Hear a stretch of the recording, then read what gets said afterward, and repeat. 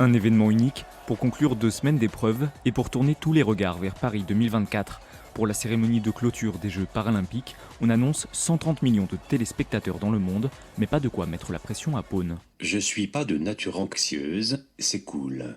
Depuis sa maison de Gaillac, l'artiste atteint de la maladie de Charcot a composé, avec ses yeux, le mix final de la cérémonie japonaise.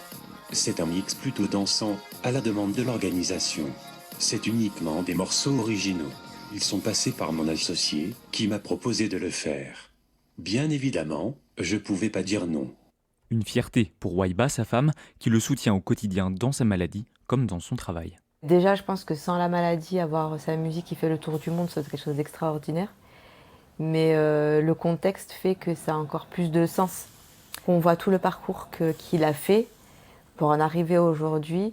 C'est quelque chose que lui-même, je pense, n'aurait jamais imaginé. Donc oui, quand il dit tout est possible, avec un projet comme ça le prouve bien.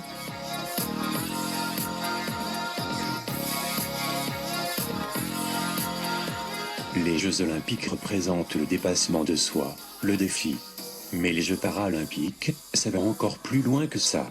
Ce sont des athlètes qui ont en plus à surmonter un handicap, avec tout ce que cela comporte, physiquement mais aussi psychologiquement, et je peux vous dire que c'est difficile. Ce sont tout simplement des héros. Avec sans doute un peu d'émotion, Pône et Waiba suivront la cérémonie depuis leur maison de Gaillac. Ce sera dimanche à partir de 13h.